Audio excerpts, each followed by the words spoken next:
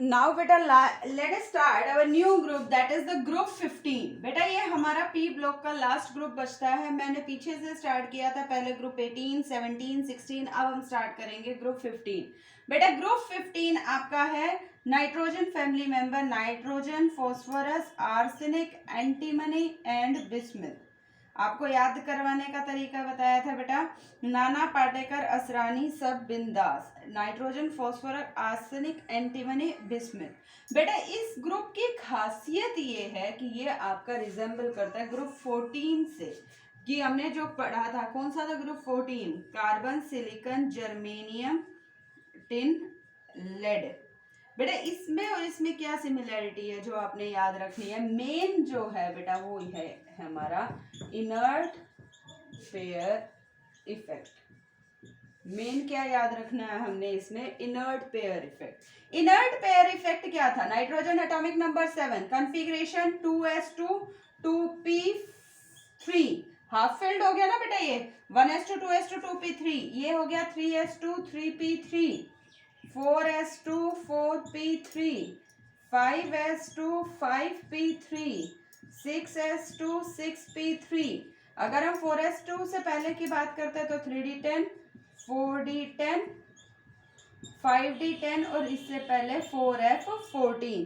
तो बेटा अगर हम इनमें ध्यान देते हैं कि वी नाउ आंसर दैट कि when we move down in a group oxidation decreases by 2। Why 2 value? Because due to the poor shielding effect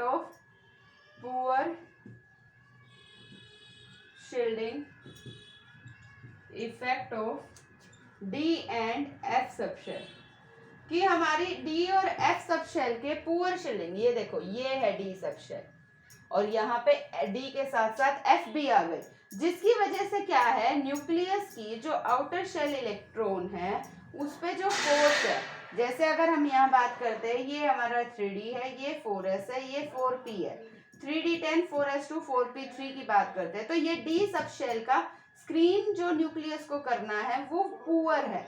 इसकी स्क्रीनिंग पुअर होने की वजह से जो ये न्यूक्लियस है इसकी आउटर शेल इलेक्ट्रॉन पर यानी डी की फोर्स कम हो गई तो वो 4s के इलेक्ट्रॉन को टाइटली हेल्ड करता है, जिसको बॉन्ड बनाने में पार्टिसिपेट नहीं करने देता।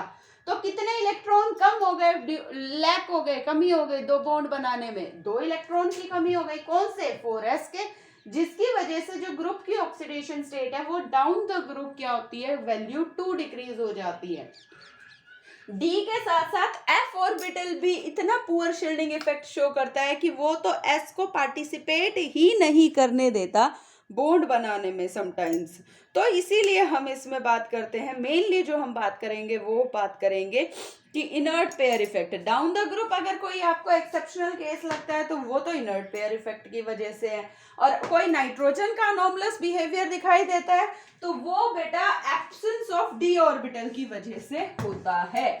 तो बेसिकली आपने क्या याद रखना है, इनर्ट पेयर इफेक्ट वाला फंडा यहाँ पे याद रखना है कि इससे आपको समझ में आ जाएगा कि पुअर शील्डिंग इफेक्ट की वजह से जो न्यूक्लियस की फोर्स है आउटर शेल इलेक्ट्रॉन पर वो बढ़ जाती है, और फोर्स के बढ़ते ही वो आउटर शेल के 4s के, यहाँ बेसिकली कौन से इलेक्ट्रॉन है, 4s के जो इलेक्ट्रॉन है वो बॉन्ड बनाने में इजीली पार्टिसिपेट नहीं कर पाते, जिसकी वजह से वो बॉन्डिंग इलेक्ट्रॉन नहीं बन पाते और वो वैल्यू 2 कम हो जाती है due to this poor shielding effect.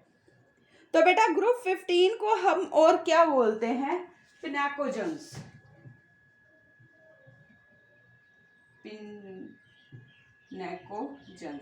पिनाकोजेंस क्या होते हैं, ये वो कंपाउंड्स है जो चोकिंग का मतलब होता है ब्लॉक कर दे, नाइट्रोजन गैस भी अपने गले को चोक कर देते हैं लाइक दिस। तो इसके बारे में हम बात करते हैं। नेक्स्ट अब हम बात करते हैं बेटा इनके पीरियोडिक प्रॉपर्टीज की।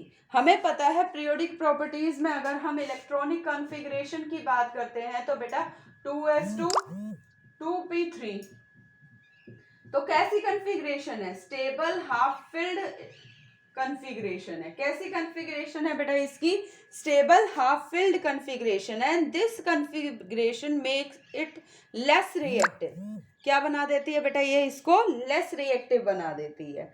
अब हम बात करते हैं एटॉमिक या आयनिक रेडियाई की।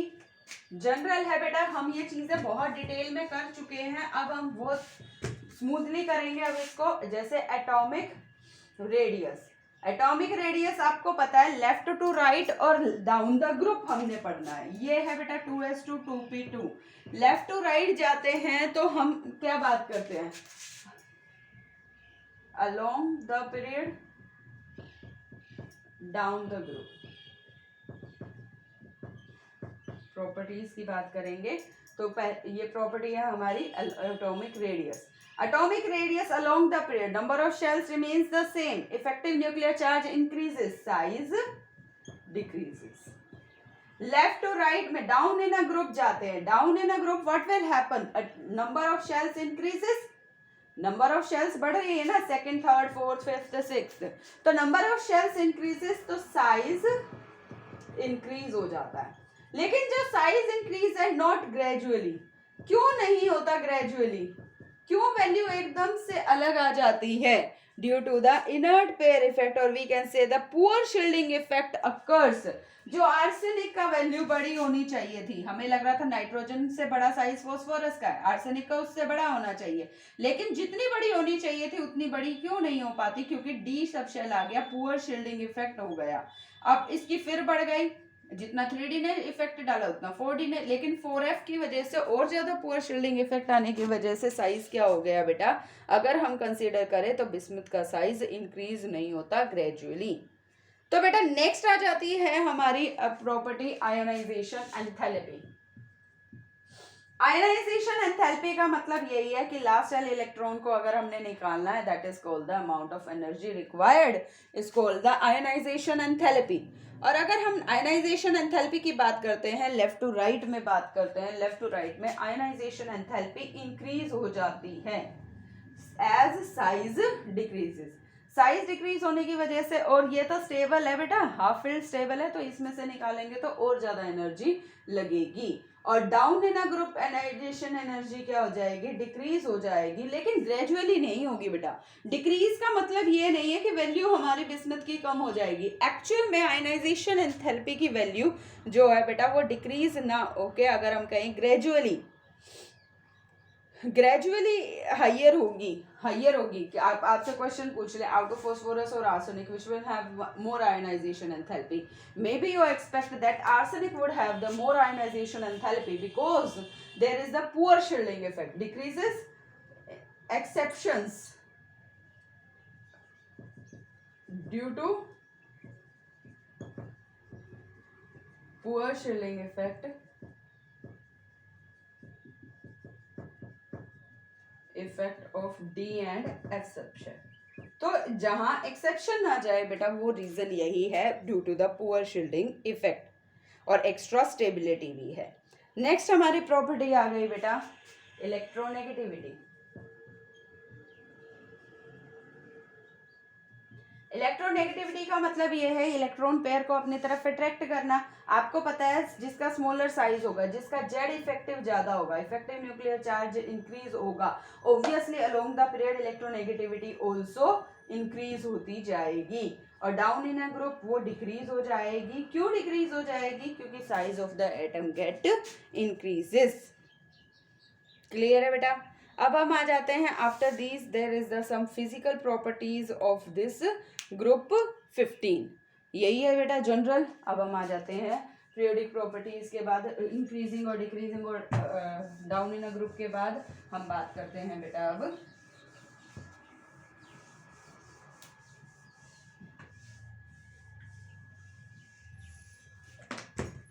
Physical properties.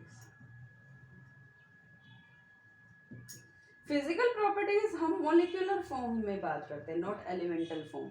आपको पता है नाइट्रोजन किस फॉर्म में एग्जिस्ट करता है, N2, फॉस्फोरस P4, यानी नाइट्रोजन N2 की फॉर्म में एग्जिस्ट करता है, यानी वो गैस की फॉर्म में एग्जिस्ट करता है।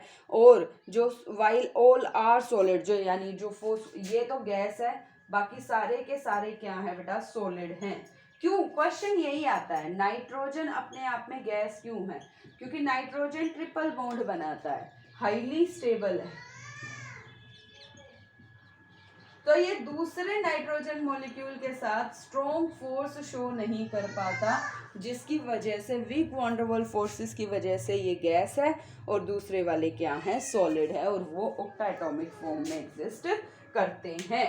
नेक्स्ट फिजिकल प्रॉपर्टी आ जाती है बेटा मेल्टिंग पॉइंट और बॉइलिंग पॉइंट की। ऑब्वियसली बेटा नाइट्रोजन गैस है तो इसका मेल्टिंग या बॉइलिंग पॉइंट अगर हम कहें तो लो है, और डाउन इन द ग्रुप क्या हो जाएगा, हाई हो जाएगा, क्योंकि वो फोर्सेस के ऊपर डिपेंड करता है। तो higher the forces that means the higher the melting and boiling point down the group.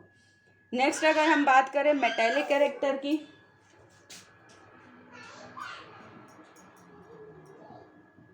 और अगर हम बात करते हैं मेटेलिक कैरेक्टर की, मेटेलिक कैरेक्टर क्या होता है, electropositive nature. Nitrogen have the tendency to gain the electron, यानी ये नॉन मेटल है, और down in a group metallic character get increases.